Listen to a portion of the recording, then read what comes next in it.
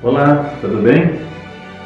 Desejo sinceramente que você esteja numa fase de abertura para a vida, para as coisas que podem se achegar a você.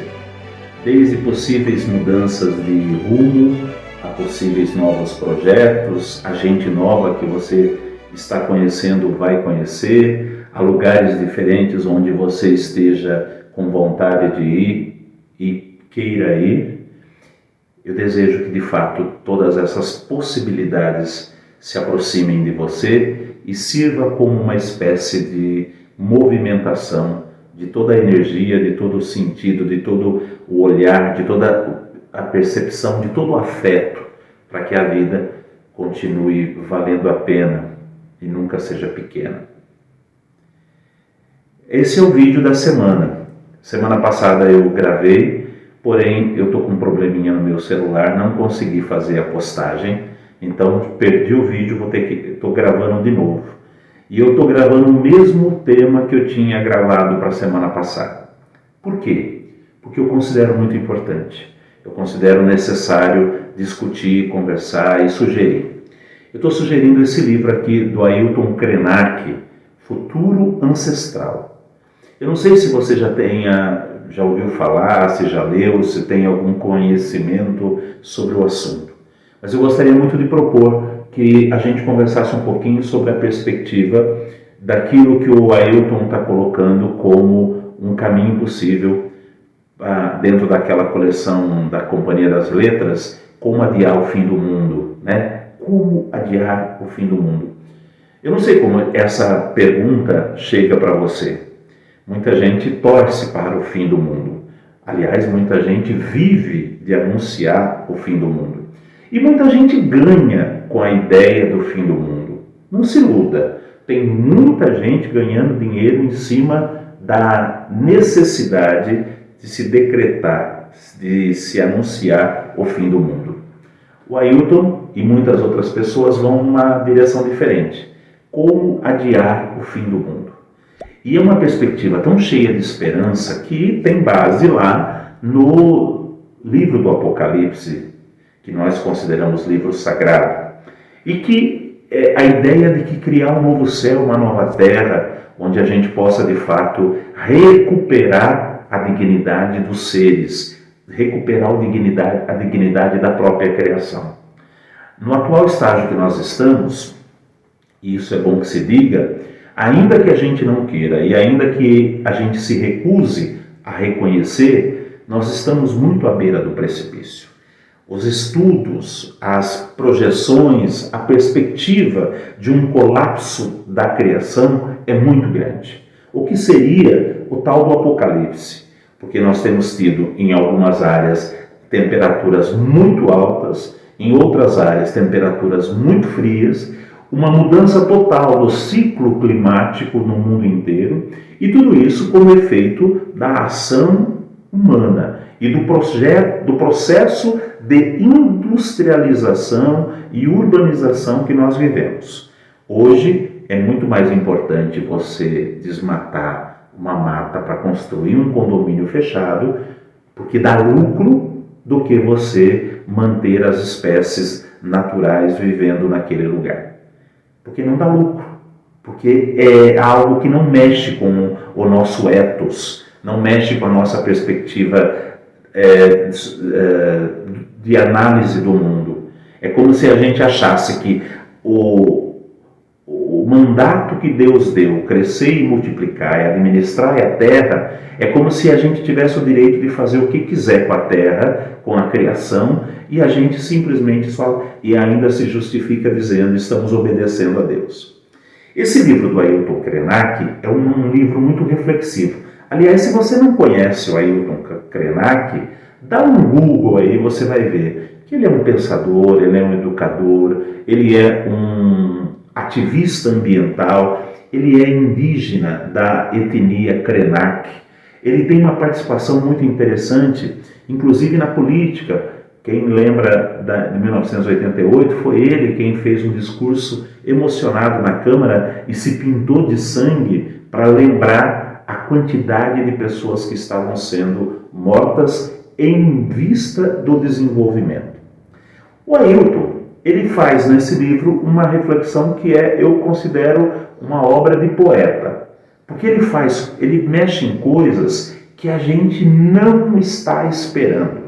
Quando você pensa num livro de defesa do cuidado com a natureza, você imagina alguém fazendo uma leitura mais moralizante, né? Olha, a gente precisa emitir menos gás carbônico para poder fazer isso, para poder fazer aquilo, um monte de receitas. O Ailton faz uma coisa muito curiosa. Ele faz poesia. Ele vai buscar referências humanas do ethos existencial, onde ele vai colocar como condição fundamental não é cuidar do mundo como um projeto em que nós somos os sujeitos que agimos no mundo e, portanto, damos a possibilidade do mundo existir. Ele está dizendo, o mundo que a gente fala como se fosse uma coisa que estivesse fora de nós, somos nós. Porque a gente é a terra, a gente é o céu, a gente é o sol, a gente é os bichinhos da natureza, a gente é o rio. Ele está dizendo assim, em outras palavras, que esta consciência de pertencer é que deveria motivar a gente a fazer alguma coisa em favor daquilo ao qual nós pertencemos. Portanto, cuidar da natureza não é apenas uma questão, um imperativo moral, porque como se a gente estivesse fazendo uma condescendência no cuidado com a natureza. Mas não, cuidar da natureza ou cuidar da criação é a consciência plena de que eu estou cuidando daquilo que eu sou, porque eu não sou fora da natureza. Eu não existo sem a criação, eu não existo sem um mundo criado. Numa perspectiva bíblica, que não é a perspectiva dele, mas numa perspectiva bíblica, quando você lê o mito da criação do mundo, você percebe que Deus primeiro constitui o cenário. No primeiro dia ele fez isso, no segundo dia ele fez aquilo, no terceiro dia. E quando o cenário está construído, ele diz, façamos o homem à nossa imagem e semelhança. Ele coloca o ser humano, homem e mulher, dentro desse cenário que foi construído como parte, como algo integrante. A nossa consciência ecológica tem sido uma consciência violentada, porque primeiro que ela não é tida como uma coisa importante, e segundo que ela é apenas maquiada, porque é como se a gente estivesse cuidando de uma coisa exterior. Eu vejo, por exemplo, propagandas ambientais em que se fala de cuidar da mata, se cuidar da onça, cuidar do rio, mas não fala de cuidar do ser humano que mora naquilo lá. Por quê? Porque acaba se tornando uma coisa separada, e quando na verdade é uma grande unidade. A sabedoria ancestral, principalmente a sabedoria indígena, e aqui há de se fazer um parênteses, se o mundo chegou até hoje com condições habitáveis, deve-se ao fato desta visão de mundo que os povos originários têm, de integração, de unidade, ter permanecido e ter perseverado. É importante lembrar que o mundo que nós conhecemos sempre foi um mundo onde as pessoas se viam no direito da destruição. E são os povos originários das mais diferentes categorias e lugares geográficos que mantiveram o cuidado da casa comum. A natureza não é algo... não é algo independente daquilo que eu sou. E eu não sou algo que consigo dominar sobre a natureza só porque penso ou porque tenho o domínio da linguagem. Mas eu faço parte do conjunto das coisas que operam em unidade na natureza. O Krenak, quando propõe isso, ele está dizendo para nós o seguinte: voltar a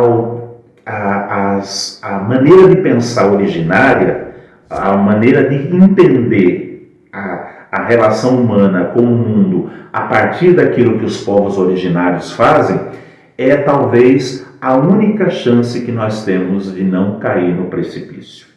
De não cair no precipício não no sentido apocalíptico, assustador, mas da gente estar chegando nesse estágio em que ninguém mais vai suportar viver nesse planeta. É algo que a gente tem percebido nitidamente, porque as temperaturas têm sido alteradas, o ciclo da chuva tem sido alterado, o cuidado com as coisas pequenas da sua casa têm sido alteradas, e a gente tem achado que não, está tudo bem, e não está tudo bem. Alguns estudiosos até dizem que nós estamos chegando num ponto em que não dá mais para voltar. E isso é muito triste, porque os negacionistas da ciência vão dizer, não, fica tranquilo, já aconteceu isso mais de uma vez. Não na escala que nós estamos falando, e mesmo que tenha sido em escala igual, não foi com o volume de consciência que nós temos hoje. Porque quando aconteceu isso na era Jurássica, por exemplo, aconteceu sem nenhuma consciência. Ninguém sabia o que estava acontecendo, ninguém sabia como lidar com o que estava acontecendo. Hoje nós sabemos, e hoje nós temos mecanismos para atuar nesse sentido. Segundo o Krenak, falta-nos a consciência da perenidade, de que a vida não é somente o tempo em que eu estou neste mundo. A vida é uma continuidade, a vida é algo que se renova, que se refaz, e é algo que se perpetua. Eu não estou pensando só nos meus 50, 60, 80 anos em que eu estarei sobre essa terra. Eu estou pensando que essa terra ela é parte da vida de bilhões de pessoas que antes de mim vieram, comigo estão e depois de mim, oxalá, possam continuar existindo. Esta consciência de que nós podemos evitar o apocalipse se a gente for capaz de fazer a volta e de mudar, implementar novas maneiras de ser, é o que pode salvar o mundo nesse momento. Volto a dizer, no meio de tantas vozes falando, anunciando e torcendo para que o apocalipse aconteça, nós precisamos desenvolver um senso que é o contrário. Nós queremos adiar o fim do mundo. Nós queremos recuperar o lugar da integração de tudo aquilo que existe sem precisar um comer o lugar do outro. Nesse exato momento, a humanidade tem comido o lugar das outras criaturas. Nesse exato momento, o dinheiro tem ditado as regras para que a gente defina o que é que vale a pena existir e o que é que não vale a pena existir. Nesse exato momento, nós estamos num processo de desenraizamento total daquilo que o ser humano é com aquilo que as coisas são ao nosso redor.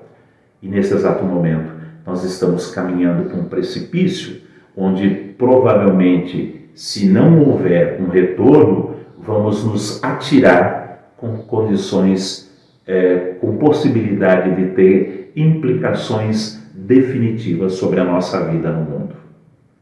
Eu sei, a gente às vezes fica pensando, melhor não falar sobre esse assunto, porque nós não temos resposta para tantos desafios. Mas eu sei também uma coisa, que aquilo que a gente não conversa, que a gente não busca, que a gente não se deixa afetar, que a gente não procura incorporar a nossa prática e a nossa percepção do mundo, também vai se tornar um cachorro bravo, que na hora que a gente menos esperar, vai nos morder e vai nos causar prejuízo. Falar, discutir, buscar posições, entender questões, buscar pensamentos que possam acrescentar a nossa percepção do mundo, tem sido a possibilidade mais concreta da gente se salvar. E aí eu queria acrescentar, junto com a indicação do livro do Krenak, eu queria acrescentar também a encíclica do Papa, Laudato Si, quando ele fala, olha, tudo está interligado, tudo está ligado de uma forma generosa pela mão do Criador, mas tudo também depende das escolhas, dos modos, da maneira como cada um de nós vive e reage diante dos desafios que o nosso tempo coloca. São desafios, que a gente não pode ignorar. Daqui a pouco podem se tornar problemas, se a gente não cuidar deles agora. Enquanto desafios, existem possibilidades infinitas de respostas, de aprendizados, de alterações de rota. Quando se tornar um problema, talvez a gente não consiga mais voltar atrás. Leiam, conversem, deixem o seu comentário sobre o que você acha desse assunto. Se você gostou do vídeo, deixe um joinha, se inscreva no canal e, por favor, compartilhe. Na medida do possível, diga para as pessoas, chame as pessoas para conversar sobre esse assunto e permitam que esse assunto traga à baila a nossa responsabilidade. Porque no fim das contas, tudo está interligado. Tudo caminha para a humanidade. Porque tudo veio do ser único, criador e gerador de toda a bondade. Um abraço, fiquem bem, até a próxima. Tomara que esse vídeo consiga chegar até você.